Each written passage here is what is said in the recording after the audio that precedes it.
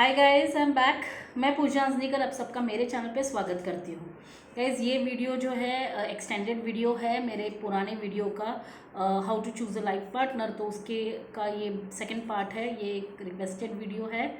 And guys, last video के glimpse में यहाँ बताना चाहूँगी। लास्ट वीडियो में हमने बात किया था कि लाइफ पार्टनर चुनते वक्त कुछ क्राइटेरियाज का ध्यान रखना पड़ता है, जैसे उसकी क्वालिफिकेशन क्या है, उसका फैमिली बैकग्राउंड क्या है, उसके फ्रेंड्स कैसे हैं, उसकी हैबिट्स कैसी है, उसकी इन्वायरमेंट कैसा है, उसका कल्चर कैसा है। तो ये सारी चीज़ें का ध्यान रखना पड़ता है। तो ये सारी बेसिक पार्ट्स थी जो वो वीडियो में मैंने बताया था।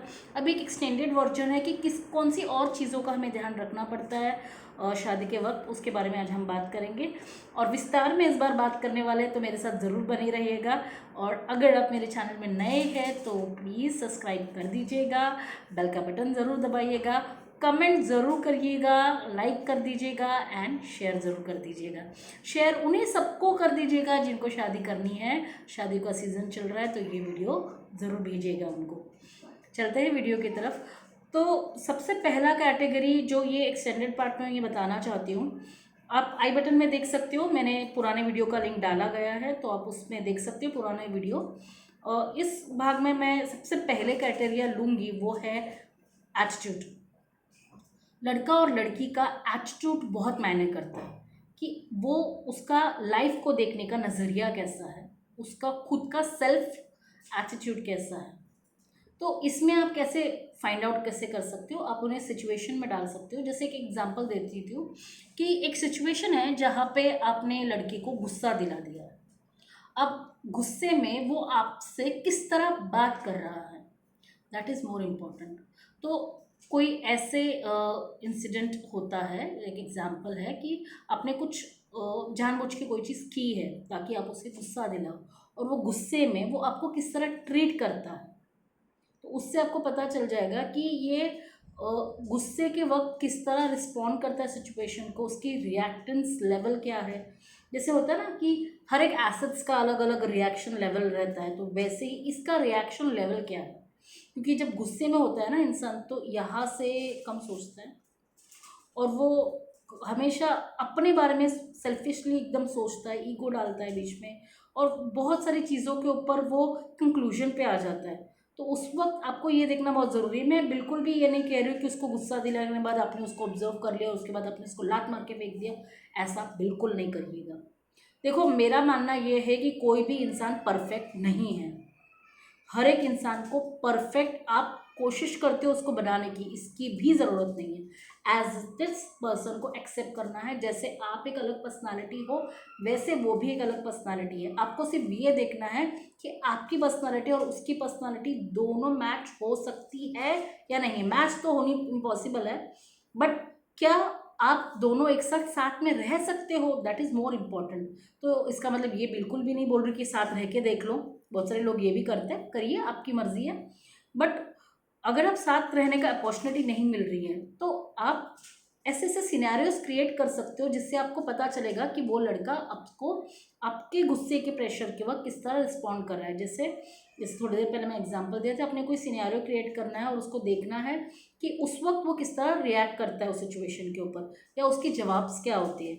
और वो एक बार नहीं करना है, 2-3 बार करना है। मैं जानती हूँ ऐसा करने से रिश्ता टूट सकता है, मैं जानती हूँ अगर आप ऐसा कुछ करोगे, बट अगर उस इंसान का गुस्सा आपसे टॉलरेट ही नहीं हो रहा है, जैसे गुस्से में डोमेस्टिक वायलेंस कर रहा है, गुस्से में आपको मार रहा है, गुस्से में आपसे बहुत डरावने वाली बातें कर रहा है, आपको इमोशनल प्रेशर कर रहा है, आपको वो अपना गुस्सा कंट्रोल कर पा रहे हैं कि जैसे बहुत से लड़के होते हैं दीवार पे हाथ मार लेते हैं, कपड़े फाड़ देते हैं, पता नहीं क्या क्या कर लेते हैं। तो आपको ये देखना है कि कल को फ्यूचर में, अगर आपने तो ये गलती अभी जानबूझ के की है ताकि उसको ऑब्जर्व कर सकते हो, पर फ्यूचर में आपसे कोई ऐसी गलती हो जाती है जिसके ये आपकी जो गलती हुई है उसको ये किस तरह डाइजेस्ट करेगा। तो आपको देखना है, ऐसे इंसान को चूज करना है जो बहुत काम हो, दिमाग से डिसीजन सोच समझ के लेता हो। आपको वो देखना है कि समझो अगर आपका पार्टनर आप सामने से उसको गुस्सा दिला रहे हो, उस वक्त वो गुस्से में आपको प्यार से पूछ रहा है कि ओके बेटा, आपने ये कैसा किया है, या हाउ यू हैव डन। क्योंकि बहुत सारे लोगों में होता है कि वो अपना गुस्सा कंट्रोल करना जानते हैं, वो जानते हैं कि अपने आप को शांत किस तरह, वो शायद से 1 मिनट चुप हो जाएंगे। समझना है उनको, अंडरस्टैंड करना है वो 1 मिनट चुप हो जाएंगे, 5-10 मिनट के बाद आपको वापस कॉल करेंगे अपना गुस्सा ठंडा होने के बाद। अकेले में वो भले कुछ भी करे, अकेले में रोए, वो कुछ भी करे, पर आपके साथ वो किस तरह बिहेव कर रहे हैं, दैट इज़ मोर इम्पॉर्टेंट। तो ये चीज़ें आप ध्यान दे सकते हो। सेकेंड थिंग है कि आप उनके साथ किस तरह रिएक्ट करते हो। आप समझो, एग्जाम्पल दे रही हूँ कि अगर मैं मेरे पार्टनर के साथ गुस्से में बात कर रही हूँ हमेशा, या मैं चिल्ला के बात कर रही हूँ, या मैं उनसे इस तरह बात करूँ कि जैसे किसी किसी भिखारी से भी बात कर लेते, मतलब इस तरह बात कर, और उसके बाद भी वो बहुत कामली बात कर रहा है मेरे साथ, बहुत मुझे बोल रहा है कि ऐसा आपको बात नहीं करना चाहिए, आप इस तरह बात मत कीजिए। तो उससे क्या हो जाता है, हमें पता चल जाता है कि लड़की का खुद का भी एटीट्यूड है, लड़का ये सब चीज़ें टॉलरेट नहीं कर रहा है, बट फिर भी उसको रिश्ता बचाना है, इसलिए वो आपको एक हद तक टॉलरेट कर रहा है, आपको समझाने की कोशिश कर रहा है। बल्कि कुछ लड़के ऐसे होते हैं, इतना सुन के भी एकदम चुप हो जाते हैं, कुछ नहीं बोलते, फिर भी आपको पैम्पर करते रहते हैं, ये करते रहते हैं, वो करते रहते हैं। तो उस वक्त थोड़ा सा देखिए कि ये लड़का आपको झेलने के लिए बहुत सारी चीज़ें अभी कर रहा है, फ्यूचर में करेगा कि नहीं करेगा, ये आपको डिसाइड करना है। तो ऐसे लड़कों को चुनिए जिनका राइट एटीट्यूड हो, ऐसी लड़की को चुनिए जिनका एटीट्यूड बहुत पेशेंट लेवल का है, जिनका एटीट्यूड सामने वाले का लिसनिंग का भी है, वो अंडरस्टैंड भी कर सकता है। तो ऐसा एटीट्यूड होना बहुत ज़रूरी है।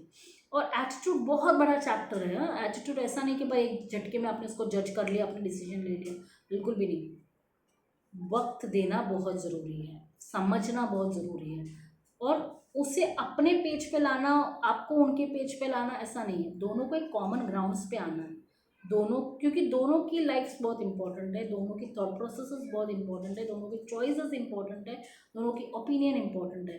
तो दोनों को एक पॉइंट पे आना बहुत ज़रूरी है। तो झगड़ा होना चाहिए, मैं तो बोलती हूँ कि रिलेशनशिप में अगर झगड़ा नहीं हो तो रिलेशनशिप में मिठास नहीं रहती है। आप देखिए, इसका मैं इम्पोर्टेंस और बता देती हूँ कि समझो कि आपको वो दिन पसंद आएगा जिस दिन में कुछ भी नहीं हुआ है, पर एक दिन इसमें बहुत सारे इंसिडेंसेस हुए हैं, क्या वो दिन आपको हमेशा याद रखेंगे? मुझे लगता है शायद से इंसिडेंस भरा वाला दिन आप हमेशा, आपके दिमाग में एक फ़ोटो की तरह छप जाता है, और वो हमेशा याद रखते हो आप। तो ऐसे ही होता है जब स्पाइसेस होते हैं ना रिलेशनशिप में, तो वो रिलेशनशिप स्ट्रॉन्गर बनते जाता है। और जब दोनों पार्टनर रिलेशनशिप को बनाने के लिए इक्वली कोशिश कर रहे हैं ना, तो वो रिलेशनशिप और स्ट्रॉन्गर बनता है। तो फर्स्ट पॉइंट जैसे मैंने बताया था, एटीट्यूड की तरफ ध्यान देना है। दूसरी पॉइंट आपको वो देखना है कि ये डिसीजंस किस तरह लेता है, क्योंकि decisions, why I am asking कि फ्यूचर में ऐसे बहुत सारा वक्त आएगा जब ये डिसीजन लेते वक्त ये किसका इन्फ्लुएंसर है, ये किसका सुनता है। ये पहले वीडियो में मैंने बताया था, पर इसमें मैं ये बता रही हूँ कि सुनता इन सेंस, बहुत सारे बच्चे होते हैं या बहुत सारे जो लड़के होते हैं या लड़कियाँ होती है, वो छोटी सी छोटी बात अपने पेरेंट्स को कम्युनिकेट करते हैं, और छोटी सी छोटी बात अपने पेरेंट्स की सुन के अपने पार्टनर के साथ बहस करते हैं या पार्टनर के साथ रिस्पॉन्ड करते हैं, क्योंकि ना उनमें खुद की डिसीजन लेने की ताकत नहीं होती है। तो ऐसा इंसान आप देखिए, मैच्योर इंसान देखिए, जो खुद का डिसीजन खुद ले सकता है, और उसके बाद वो डिसीजन के बाद वो सेटल रह सकता है। उसने एक बार डिसीजन ले लिया, भले ही कौन से भी माइंडसेट में उसने डिसीजन लिया है, पर वो अपने डिसीजन के ऊपर कायम रहता है, दैट इज़ मोर इम्पोर्टेंट। अगर वो अपने डिसीजन के ऊपर कायम नहीं रहता है, अपने डिसीजन लेने के बाद वो पछताता है ये बोलकर कि भाई मैंने किस सोच में आकर मैंने तुमको हाँ बोला था, और क्या सोचकर मैंने तुमसे शादी कर ली, और ये सब, तो ये सब फ्यूचर में नहीं होने के लिए आपको ये देखना है कि वो अपने डिसीजन के ऊपर स्टेबल है या नहीं है। तो ऐसे आप सिनेरियोज क्रिएट कर सकते हो। बार बार उसे पूछ के टॉर्चर मत कीजिए, तू मेरे साथ है ना, तू मुझसे शादी करने वाला है ना, ये सब चीज़ें प्लीज़ मत पूछिए। उससे क्या हो जाता है, वो टॉर्चर हो जाता है, और उसको ऐसा लगता है कि सामने वाला इंसान इनसिक्योर है। ज़रूरत नहीं है इनसिक्योरिटी की। अगर रिलेशनशिप बनने वाला होगा ना तो अपने आप बन जाएगा, पर आपकी इनसिक्योरिटी से वो कभी भी नहीं बनेगा। तो इसीलिए आपको ये देखना है कि उसकी एटीट्यूड कैसा है और वो डिसीजन मेकिंग पावर है या नहीं। थर्ड थिंग हो जाता है कि उसमें पीपल स्किल्स है क्या नहीं है, मतलब वो आपके परिवार के साथ किस तरह बिहेव कर रहा है, पब्लिकली किस तरह बिहेव कर रहा है, अपनी फैमिली के साथ किस तरह बिहेव कर रहा है, और खुद के साथ वो किस तरह बिहेव कर रहा है। क्योंकि बहुत सारे लड़के होते हैं ना, वो खुद की केयर नहीं करते हैं, वो खुद की, मतलब खुद को ही वो पसंद नहीं करते हैं, मतलब किस तरह भी, मतलब वो प्रेजेंटेबल तो रहता है, बट खुद को हर्ट कर लेते हैं, या खुद को वो पसंद ही नहीं करते, लाइक उसके लिए मैं एग्जांपल ऐसा दे सकती हूँ कि वो आपको सुसाइड की धमकी दे दे, या वो आपको अपने आप को नुकसान पहुंचाए, या गुस्से में नुकसान पहुंचाना डिफरेंट केस हो जाती है, बट छोटी से छोटी बात के लिए भी खुद को नुकसान पहुंचा, जैसे पूरा दिन खाना ही नहीं खाना, ये इमोशनल टॉर्चर हो गया। आप ये देख लीजिए फ्यूचर में भी, अगर आप समझिए एक लड़का लड़की शादी करने के बाद अगर लड़की को अपनी बात मनवानी है लड़के से, तो वो पूरा दिन भूखे रह लेगी। सोचो, आपको उसको खाना खिलाने के चक्कर में आपको उसकी हर बात माननी पड़ेगी। ऐसा बिल्कुल भी मत रिश्ता बनाइए या पसंद कीजिए किसी इंसान को जो खाना खाना ही बंद कर दे, ये बोलकर कि तुमने मेरे साथ इस तरह किया ना इसलिए मैंने खाना नहीं खाया। ये चक्रव्यूह में बिल्कुल भी मत फंसिए, ट्रैप होता है। ये लोग खाना खा लेते हैं दबक के और फिर बोलते हैं मैं खाना नहीं खाया, तो ऐसा नहीं कीजिए। सो आपको बहुत सोच समझ के ये सारी चीज़ें ऑब्जर्व करनी, एंड प्लीज़ रिक्वेस्ट कर रही हूँ, ऑब्जर्व करने के लिए 3 4 6 महीने लेने की ज़रूरत नहीं है। लड़का आपको कीनली ऑब्जर्व करना है, लड़की क्वीनली ऑब्जर्व करनी है। 3 महीने में कट्ठा छिट्टा पता चलता है, क्योंकि किसी में भी इतना टॉलरेंस लेवल है नहीं कि वो सेम तरह की एक्टिंग 3 4 महीने कर ले, नहीं करते। छोटी सी छोटी चुप तो वो कर ही लेता है। तो जो समझदारी से बिहेव करता है ना, जिसका अननेचुरल जैसे बोलते हैं ना, वो आपको बना के बता रहा है कि उसको रिश्ता बनाना है, इसलिए वो जानबूझ के बूढ़ी बूढ़ी बनने की कोशिश कर रहा है, तो कुछ दिनों के बाद पता चल ही जाता है। तो वैसे इंसान से आप दूर रहिएगा, जो आपको क्या बोलते हैं इमोशनल टॉर्चर कर रहा है, ऐसे इंसान से दूर रहिएगा। फिर वो देखिएगा कि वो आपसे कितना ट्रांसपेरेंट है, क्योंकि बहुत सारे ऐसे लड़के होते हैं ना, तू मेरा ये भी देख ले, तू मेरा वो भी देख ले, ऐसा भी कर ले वैसा भी कर ले, और तुरंत ट्रस्ट कर लेते हैं। उनसे भी दूर रहिएगा, क्योंकि तुरंत ट्रस्ट करने वाला बंदा भी वो किसी और को भी तुरंत ट्रस्ट कर लेगा, मतलब वो फिसलने के चांसेस बहुत ज़्यादा होते हैं उसको। तो आपको एक ऐसा पर्सन देखना है जो न्यूट्रल है, जो डाइसी नहीं है, न्यूट्रल है, जिसको पता है कि भाई मुझे सोच समझ के ही ट्रस्ट करना है। उसका रिस्क फैक्टर जो है ना, बहुत रैंडम डिसीजन लेने वाला अगर बंदा है तो उसका रिस्क फैक्टर वो पता ही नहीं होगा उसको कि इसका रिस्क फैक्टर क्या है। क्योंकि सादी भाषा में अगर बोलूँ ना, मुसीबत आती है ना तो ये लोग दौड़ते हैं पहले, इनमें मुसीबत झेलने की कोई ताकत नहीं होती। और कोई इंसान अगर मैच्योर है और उसको पता है कि मुसीबत के वक्त उसको किस तरह खड़ा रहना है, तो that person would be very right for you. उस पर उसकी पढ़े लिखे होने का या इन्वायरमेंट लेने का ये सारी चीज़ें तो उसको सिखाती है। ये सारी चीज़ें देखो, ये सारी जो चीज़ें होती है ना, किसी स्कूल में पढ़ाई नहीं जाती है, वो इंसान को ऑटोमेटिकली एक्सपीरियंस ले लेके आ जाती है। तो आपको वो देखना है। उसके बाद आपको ये देखना है कि ये इंसान जब वो आपसे बात करता है तो उसकी सोच किस लेवल तक जाती है। मतलब कोई होता है ना कि बहुत खतरनाक लेवल तक सोच जाती है, बहुत एकदम सातवें आसमान पे क्लाउड बनाते हैं, एकदम छेद चिल्ली की तरह बहुत सारे आइडियाज़ बनाते हैं। मैं पहले अंडा खरीदूंगा, फिर मैं ब्रेड की फैक्ट्री डालूंगा। देखिए कि भाई उसकी जो थॉट प्रोसेस है या उसके जो गोल्स है ये है, वो सारे एकदम नेचुरल है, अचीवेबल गोल्स है। ऐसे गोल्स है जो प्रैक्टिकल पर्सन ले सकता है। ख्याली पुलाव वाले बंदे से बिल्कुल भी शादी मत कीजिए। और मैंने देखे बहुत सारे लड़के होते हैं जो लड़कियों से डील करते वक्त बहुत रिस्पेक्टफुली डील करते हैं, बहुत अपनी चॉइसेस बहुत अच्छे से बताते हैं, अपनी ओपिनियंस वो अच्छे से प्रेजेंट करते हैं, अपने आप को अच्छे से प्रेजेंट करते हैं, थोड़ा वो बोलते वक्त भी सोच समझ के बात करते हैं। तो ऐसे वक्त भी आपको देखना है, क्योंकि इस वक्त में ना बहुत मुश्किल हो जाता है किसी को आइडेंटिफाई करना। उस वक्त फिर ऐसा होता है ना कि शादी का लड्डू खाए भी पछता है, नहीं खाए भी पछता है। तो ऐसी चीज़ों में आपको बहुत अलर्ट होना बहुत ज़रूरी है। एंड अभी की सिचुएशन में बहुत सारे लोग होते हैं जो पुलिस की हेल्प ले लेते हैं, बैकग्राउंड चेक करवाते हैं, इंक्वायरीज करवाते हैं, प्राइवेट स्पाइस रखते हैं, बहुत सारी चीज़ें करते हैं। आई कुड से ये स्पाइस वाले जो चीज़ें हैं ना, वो सिर्फ आपको उतनी ही बातें बताएगा जो पब्लिकली अवेलेबल है, तो वो बातें आपको बिल्कुल नहीं बताएगा जो उसके सेलफोन में है। तो ये भी आप देखिए, जो बंदा आपसे अगर शादी करना चाहता है ना, वो आपके और उसके बीच में फ़ोन को भी आने नहीं देगा। ये देखिएगा कि वो अपने मैसेजेस डिलीट कर रहा है या मैसेजेस को इसी तरह रख रहा है। क्या वो अपने पास्ट बताने के लिए झिझक रहा है या पास्ट खुल के आपको बता रहा है। अपने फ़ोन को आपके सामने उठा रहा है, आपके साथ हर वो चीज़ बता रहा है बिना डरे, वो इंसान आपके लिए सही होगा जो ट्रांसपेरेंसी रखता है। और ट्रांसपेरेंसी रखने के बाद वो आपको डरता नहीं है बताने के लिए, क्योंकि उसको पता है कि उसने ये सारी चीज़ें जो की है वो उसकी लाइफ है और उसकी लाइफ का चार्ज उसका है, और वो किसी और कोई इंसान उसको किस तरह जज करे इससे उसको फ़र्क नहीं पड़ना चाहिए। बहुत सारे लोग होते हैं वो अपनी बहुत सारी बातें छुपाते हैं और उसको ऐसा लगता है कि यार पता नहीं मेरे बारे में क्या इमेज बनाएगा, पता नहीं वो मेरे को रिश्ता बनने वाला होगा तो भी टूट जाएगा। नहीं, बिल्कुल नहीं टूटेगा। अगर वो इंसान सच्चा है और वो इंसान को सच्ची में शादी करनी है तो वो इंसान आपको आपकी सच्चाई के लिए परखेगा, आपकी कॉन्फिडेंस के लिए परखेगा। वो आपको किस तरह आप उसको डिलीवर कर रहे हो स्टेटमेंट्स को, किस तरह आप उसको बता रहे हो सारी चीज़ें, उसके लिए वो आपको ट्रस्ट करेगा। इसलिए मोबाइल की ट्रांसपेरेंसी रखना बहुत ज़रूरी है। वो किससे बात कर रहा है, अपने फ्रेंड्स को इंट्रोड्यूस करते वक्त, अपनी गर्लफ्रेंड्स को इंट्रोड्यूस करते वक्त वो आपको बता रहा है खुल के। और ये देखिएगा कि वो उसमें बहुत सारे लोग होते हैं ना कि भाई इसके साथ ना मेरा कोई चक्कर नहीं चल रहा है, she is just a friend, बाद में पता चलता है मैं उसके साथ चक्कर चल रहा था। तो ये सारी चीज़ें बहुत ये होती हैं। तो आपको ये देखना है कि वो लड़का आपको, भले उसके 10 अफेयर हो, वो खुल के आपको बताए कि मेरे 10 अफेयर थे। और लड़कियों प्लीज़ उसके पास के लिए प्रेजेंट को प्लीज़ जज मत कीजिए और फ्यूचर को जज मत कीजिए, क्योंकि फ्यूचर ना आपने देखना है ना किसी ने देखा है, और प्रेजेंट जो है वो आप दोनों जी रहे हैं, और हर हर एक दिन जो आने वाला है वो प्रेजेंट ही है। तो आपको आपका प्रेजेंट ठीक करना है तो आपका फ्यूचर ठीक होने वाला है।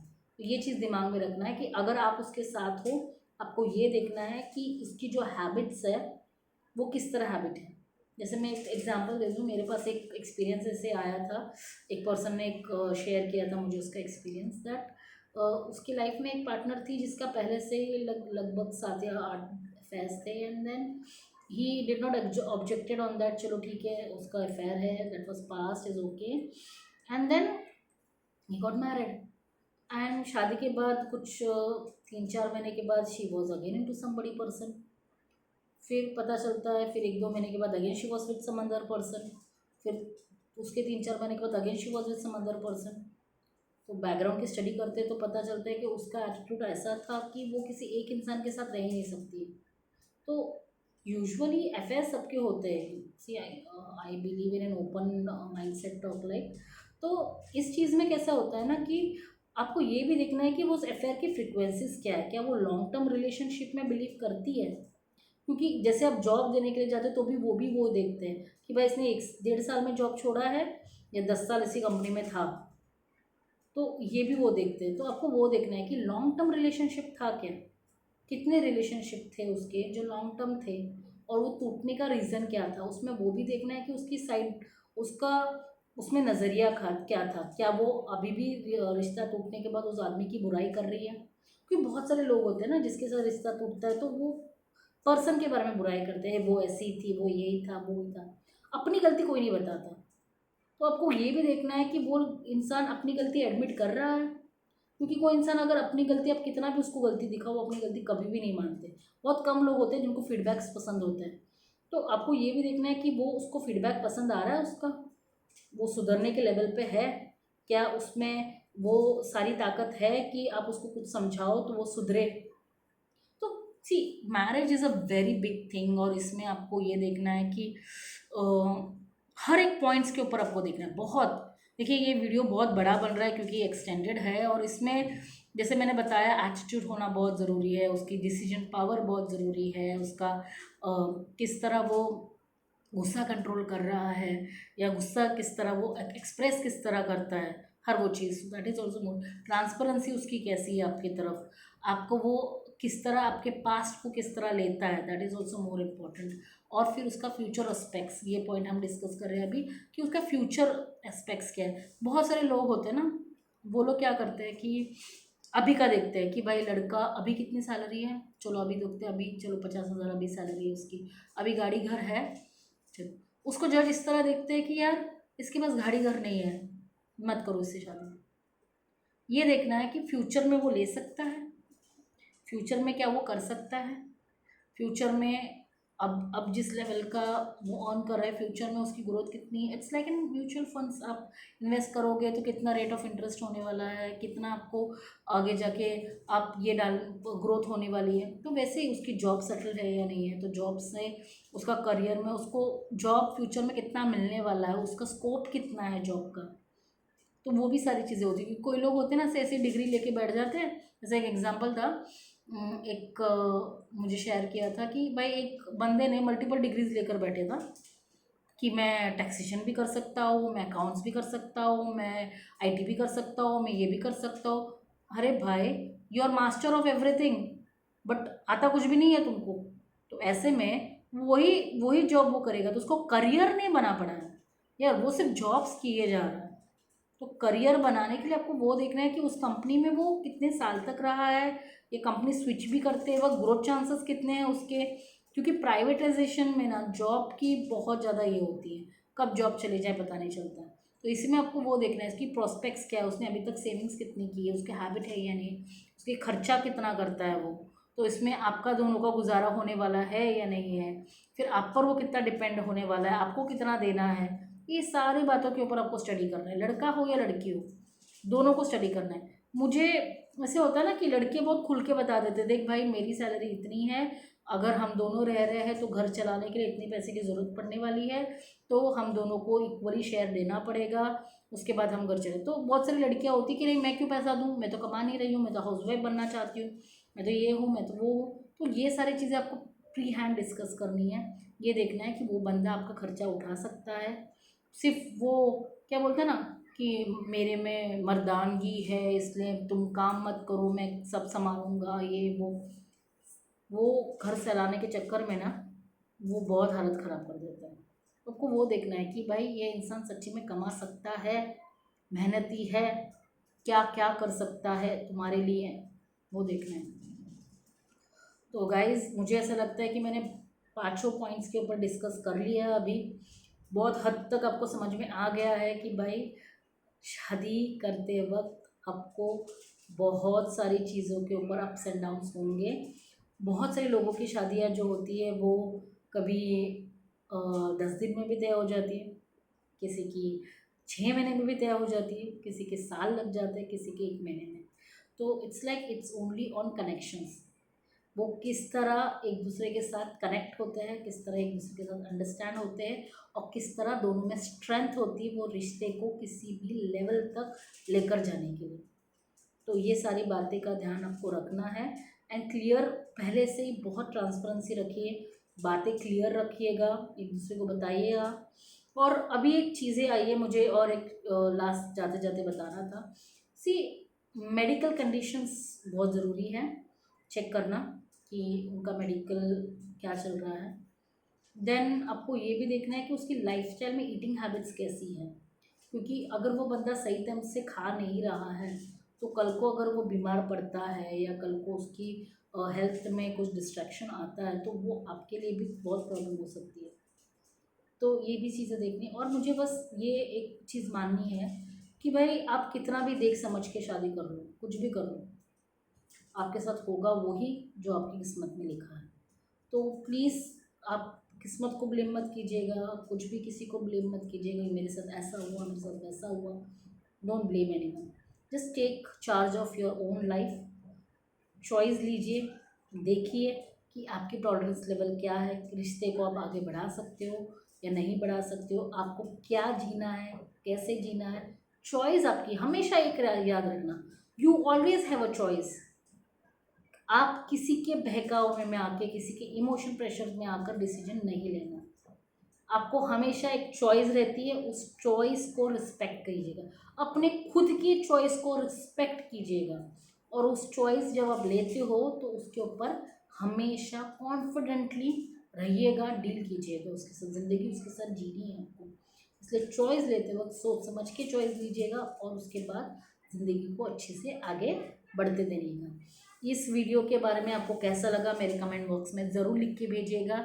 और इसमें और मैं कुछ और डाल सकती थी, क्या डाल सकती थी, ये भी आप मुझे बताइएगा। और इस वीडियो में जिसने डिमांड किया उनके लिए बहुत थैंक यू कि आपने मेरे पुराने वीडियोस सारे देखे हैं एंड उसके ऊपर आपने मुझे रिक्वेस्ट किया है कि ये वीडियो आप एक्सटेंडेड फॉर्म में बनाइए। Thank you very much for that person and दोबारा मिलती रहूँगी with a new topic. Till then bye, thank you.